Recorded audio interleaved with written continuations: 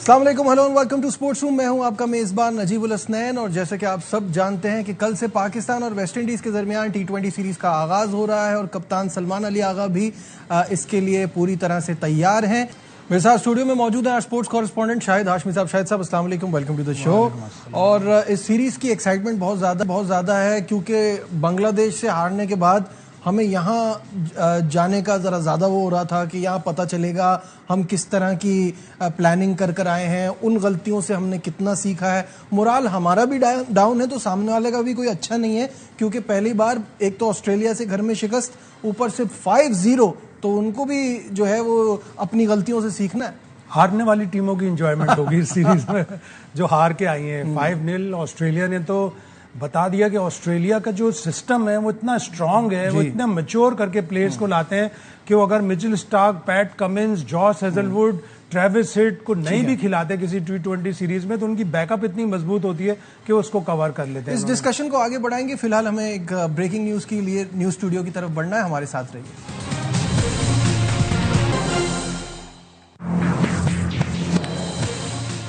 Glad to have you back once again to Sports Room। और break पे जाने से पहले हम बात कर रहे थे शाहिद साहब से और वो कह रहे थे कि हारी भी टीमों के लिए मजा है, तो वहीं से कंटिन्यू कीजिए। अपनी लिफ्ट करनी होगी कारकर्दगी, इसलिए कि वो जिस तरह पिछले साल 3-0 हारे बांग्लादेश से अपने कंट्री में, उनके सबसे बड़े मसले मसाइल ये हैं कि कंट्रीज अलग अलग हैं। 15 मुल्कों का मजमुआ बन के वेस्ट इंडीज की टीम बनती है, उसमें पॉलिटिक्स भी है, उसमें इसको सेलेक्ट करो, हमारा प्लेयर क्यों नहीं लिया, उसका प्लेयर क्यों ले लिया। अब शे होप कप्तान है, वो एकदम से आया, रॉबमन पावल को हटा दिया। जमैका की लड़ाई चल रही है कि रॉबमन पावल को क्यों हटाया, वो अच्छा कप्तान था, उसके दौर में वेस्ट इंडीज टी20 में अच्छा कर रहा था। निकोलस पुरान बीच में से निकल लिया, उसने कहा मैं 4-5 मिलियन डॉलर कमाऊं साल के, $1.5 लाख में, $2 लाख में मेरा तो नहीं चलेगा फ्यूचर, तो वो भी चला गया। तो उनको बड़े मसले मसाइल हैं।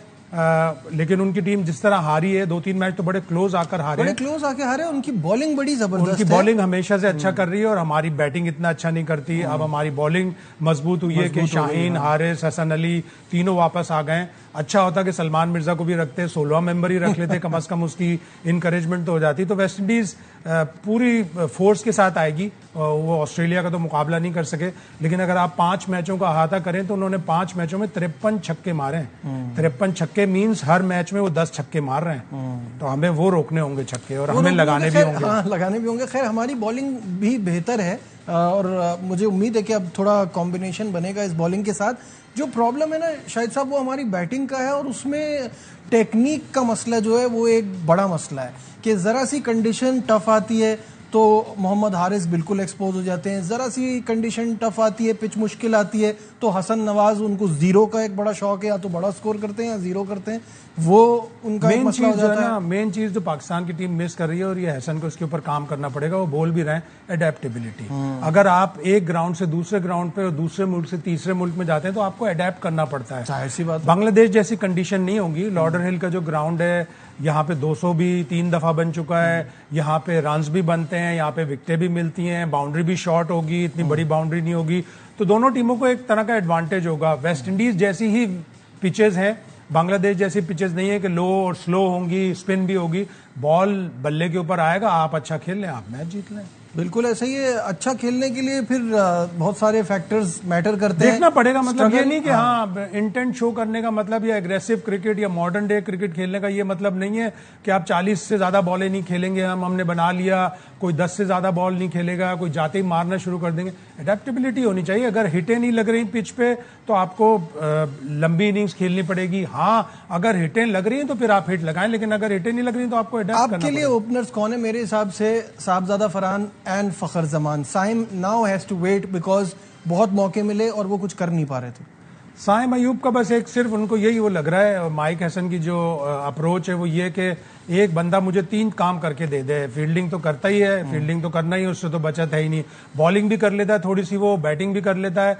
तो आई थिंक कि शायद वो अभी साइम को ना ड्रॉप करे। साहबजादा फरहान को कीपिंग सीखनी पड़ेगी जैसे बाबर सीख रहा है। लेकिन मुझे यही हो रहा है ना कि वो तो बैटिंग में वो कर ही नहीं पा रहा ना, उसको तो वो स्टार्ट ही नहीं मिल पा रहा। लकी है कि वो इतने उसको चांस मिले, टेस्ट मैचों में भी, T20 में भी, वनडे में आके उसने एकदम से इम्पैक्ट दिखाया। तो ऐसा लगा जैसे कि वनडे का अच्छा प्लेयर है। 300 कर दिए, 182 कर दिया। तो साइम को शायद लंबा टाइम चाहिए, तो अगर वो T20 में एक आध और मैच नहीं कर पाएगा तो फिर वो अपनी जगह। और साहबजादा ने जिस तरह की लास्ट गेम में परफॉर्मेंस दी, उसके बाद उसको बिठाना ये नाइंसाफी नहीं होगी? बस साइम अयूब का, साइम इसका और फखर का यही है कि साइम जो है 2 in 1 है कि अगर बीच में आके 2 ओवर करा लिए या ऊपर से 2 ओवर करा लिए तो वो उसको एक एज दे रहा है। फखर इसको, साहबजादा फरहान को अपनी कीपिंग अच्छी करनी पड़ेगी। बैटिंग तो करता ही है वो। बिल्कुल ठीक है। तो ये है सिनेरियो पाकिस्तान टीम का, उम्मीद करते हैं एक्साइटने को मिले। अब मूविंग ऑन बात करेंगे WCL के हवाले से, जहां इंडियन टीम ने मैच से पहले ही हथियार डाल दिए। शाहिद साहब, ये मुझे बार बार एक चीज क्लियर नहीं हो पा रही। जब आप कोई इवेंट खेलने आते हैं, आपको पता होता है आपको किस किस टीम से खेलना है, फिर आपको ये भी पता होता है उस टीम में कौन कौन से खिलाड़ी हैं। इतने बच्चे तो ये हैं नहीं कि इनको ये ना मालूम हो कि जब आप एक ऐसे इवेंट में जा रहे हैं वहां का main attraction is the India Pakistan game, और उसके बाद ये ड्रामा करना, हीरो बनने की कोशिश करना, इसका क्या फायदा? टीमें शेयर होती हैं, टीमें भी पता थी उनको कौन कौन से प्लेयर आ रहे हैं, उनको ये भी पता था। पिछले साल जब फर्स्ट एडिशन हुआ था इसका बड़ा सक्सेसफुल रहा। स्पॉन्सर्स ने भी पैसे बनाए, ऑर्गेनाइजर्स ने भी पैसे बनाए, टीमों को भी अच्छे पैसे मिले, इंडिया टाइटल जीत के चला भी गया। और ये कहते रहे कि नहीं, बड़ा अच्छी एक दोस्ती का माहौल था, बड़ा अच्छा माहौल था, अगला इवेंट भी होगा। और अगला इवेंट पिछले साल ही कंफर्म हो गया था। लेकिन जब आपने डील कर ली थी कि हाँ हम अगले साल 2025 में भी आएंगे, फिर 22 अप्रैल हो गया पहलगाम, फिर 7 मई हो गया इंडिया का अटैक, फिर 10 मई को मुंह तोड़ जवाब हो गया, शिकस्त हो गई, 10-11 तारीख को सीज फायर हो गया।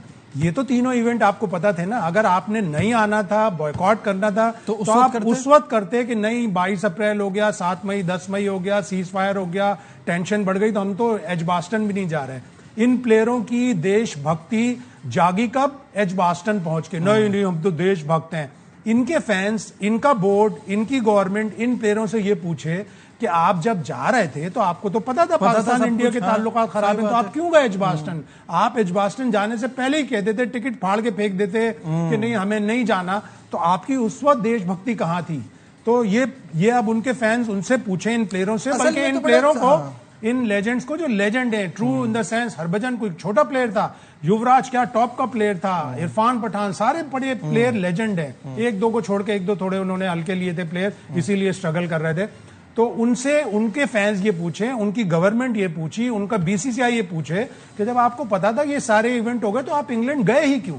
असल में बात यह है कि बैक होम प्रेशर बना ना, उनका मीडिया बड़ा नेगेटिव रोल प्ले करता है। सोशल मीडिया पे, न्यूज पे तो पता था। ये जिस तरह शेखर धवन इस बात का जवाब देना कि तेरी देश भक्ति जागी एजबास्टन पहुंच के।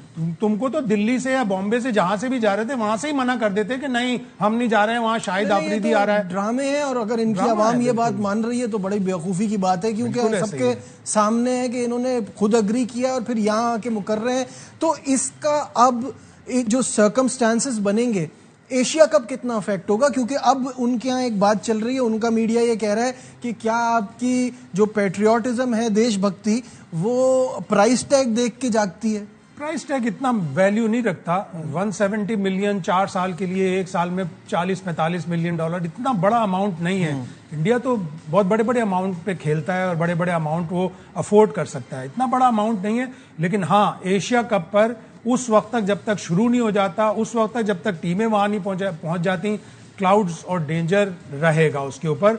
सिर्फ और सिर्फ अभी इंडिया इसलिए रेजिस्ट कर रहा है, और उसने अपने प्लेयरों से भी, बहुत से फॉर्मर प्लेयर से, मीडिया के फैक्शन से भी, जो बड़ा हार्डलाइन मीडिया है, वो भी ये कह रहा है कि नहीं नहीं हमें तो वर्ल्ड स्पोर्ट्स का टाइगर बनना है, 2036 का ओलंपिक्स करवाना है, तो इसलिए हम एशिया कप खेल लेते हैं। हमें पाकिस्तान से कोई मतलब थोड़ी है, हम तो पाकिस्तान को 2 मैच हराएंगे या 3 मैच हराएंगे और हमें तो वर्ल्ड टाइगर बनना है। और अगले महीने उन्होंने IOC की फ्यूचर होस्ट कमीशन की मीटिंग भी अटेंड करनी है। वो ऑलरेडी एक्सप्रेशन ऑफ इंटरेस्ट दे चुके हैं कि हम 2036 का ओलंपिक्स करवाना चाहते हैं। इंफ्रास्ट्रक्चर भी उनके पास है, वो 2010 का कॉमनवेल्थ गेम्स करवा चुके हैं, तो उनको वो इंटरेस्ट है, उन्होंने स्पोर्ट्सिंग टाइगर बनना है एशिया का और फिर वर्ल्ड का, तो इसलिए एशिया कप। लेकिन एशिया कप पे हर वक्त बादल, खतरे के बादल बिल्कुल, क्योंकि वहाँ जो एक्सट्रीमिज्म का फैक्टर है वो बहुत ज्यादा है और वो इस पे बहुत शोर मचा रहे हैं कि जब आप ये कर रहे हैं वो मना भी सकते हैं। एक तरफ रहे ना, या तो ये फैसला करें।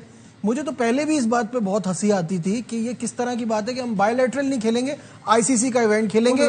फिर आप फिर ये ना कहिए ना, आपका जुमला ये होता है कि हमारे जो फौजी हैं और उनकी फैमिली सेंटिमेंट्स हर्ट होते हैं, तो आईसीसी के इवेंट में सेंटिमेंट्स हर्ट नहीं होते। मल्टीनेशनल टूर्नामेंट में आप आईसीसी के रूल्स एंड रेगुलेशन के, आईसीसी के मेंबर्स पार्टिसिपेशन एग्रीमेंट के आप बाउंड होते हैं। आपने एक साइन किया हुआ होता है कि आप सबके साथ खेलेंगे। हाँ, अगर उनकी गवर्नमेंट ये कह दे कि नहीं जी 2 पॉइंट दे दो वर्ल्ड कप के भी, 2 पॉइंट T20 वर्ल्ड कप के भी दे दो, 2 पॉइंट एशिया कप के भी दे दो, तो भी दे दो। लेकिन फिर उसमें क्या होगा कि मार्केट लॉस होगा, ब्रॉडकास्टर को लॉस होगा, आईसीसी को लॉस होगा, तो वो ये सारे लॉसेस बर्दाश्त नहीं कर सकते। और आईसीसी क्या है? आईसीसी टोटल इंडिया रन कर रहा है, तो वो चीज नहीं चलेगी। और आप देखें कि पूरी दुनिया में इंडिया पाकिस्तान का मैच कितना देखा जाता है, और इसीलिए जरूरी है उस राइवलरी को कायम रखने के लिए, उस व्यूअरशिप, उन आईबॉल्स को कायम रखने के लिए पाकिस्तान टीम को अपना स्टैंडर्ड ऊपर ले जाना। ये बहुत जरूरी बात है कि हमें अदरवाइज कल को उनका किसी और टीम के साथ बन जाए तो वो कह देंगे, लेकिन वो जज्बा, वो रकाबत किसी और मुल्क के साथ नहीं आ सकती। अच्छा, दूसरी चीज ये है कि मैं तो इस पे बड़ा हैरान हुआ कि दुनिया में मैंने आज तक किसी क्रिकेट नहीं, दुनिया के किसी खेल में आज तक नहीं देखा कि कोई टीम फॉरफिट करे और उसको 1 पॉइंट मिले। बारिश तो नहीं हुई थी, आपने 1 पॉइंट कैसे दिया? तो ये तो WCL के लिए भी उनकी किस किस्म की स्पॉन्सर भी आपका, तो फिर ट्रॉफी भी दे देते कि जाते हुए फाइनल भी जीत गए। क्रिकेट नहीं खेलते थे मोहल्ले में, बल्ला और बॉल जिसका होता था वो कहता था मेरी बारी चलेगी, ट्राई बॉल होगी, अगर मैं पहली बॉल पे आउट हो गया, मेरे जितने भी रन हैं उसमें मैं डबल कर दूंगा, स्कोरिंग में चीटिंग, सब चीजों में कुछ ना कुछ करूंगा।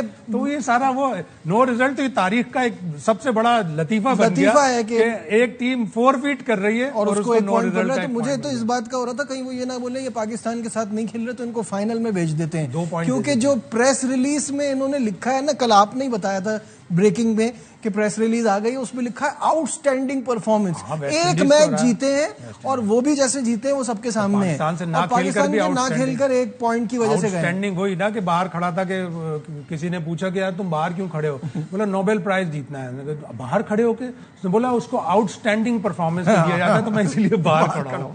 तो यही होता है। अब ओलंपिक्स की चल पड़ी है, एक अखबार की रिपोर्ट पे कि पाकिस्तान और न्यूजीलैंड बाहर होंगे ओलंपिक से। ओ भाई, अभी उसकी कट ऑफ डेट आनी है, उसकी कट ऑफ डेट पाकिस्तान को अभी से, खैर लॉबिंग भी करनी चाहिए पाकिस्तान क्रिकेट बोर्ड को, लेकिन पाकिस्तान क्रिकेट बोर्ड लॉबिंग करे, जब लॉबिंग करेगा तो पता चलेगा कि एक cut off date 2026 world cup के बाद होनी चाहिए, या 2026 वर्ल्ड कप की टॉप 2 टीम्स जो हों, या टॉप 3 या टॉप 4 जो भी हों, वो डायरेक्ट बिल्कुल सही है। WCL में जो कुछ भी हुआ उसके बाद भी शाहिद आफरीदी और कामरान अकमल ने फैंस के दिल जीते, तस्वीरें खिंचाई, सेल्फियां ली, और शाहिद आफरीदी की इंडियन टीम के जाते हुए तस्वीर बड़ी वायरल हो रही है कि वो बालकनी में खड़े हैं, नीचे से गुजर रही है।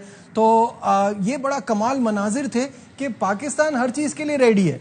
आपने हमसे खेलना है, हम उसके लिए भी रेडी हैं। आपने हमसे लड़ना है, उसका भी जवाब हमने दे दिया, उसके लिए भी रेडी है। पाकिस्तानी प्लेयर्स बड़े दिल के मालिक हैं, छोटे छोटे दिल से, बड़ी अमाउंट लेकिन छोटे छोटे दिल से नहीं करते काम। वो पाकिस्तानी प्लेयरों का खास है। और शायद तो वैसे इसीलिए क्राउड फेवरेट है। आप देखें जब वो बर्फ में स्विट्जरलैंड में मैच हुआ था, वहां पे भी उसने इंडियन फैंस को किस तरह अकोमोडेट किया था, उनके झंडे के साथ तस्वीर खिंचवाई थी। शाहिद आफरीदी का तो बहुत बड़ा दिल है। ठीक है, बहुत बहुत शुक्रिया। शाहिद हाशमी साहब हमारे साथ थे और बड़ी इस तमाम चीजों पर डिस्कशन हुई। प्रोग्राम आपको पसंद आया होगा। आज के प्रोग्राम में बस इतना ही। दीजिए अपने मेजबान नजीबुल हसनैन को इजाजत। अपना बहुत ख्याल रखिए। अल्लाह हाफिज।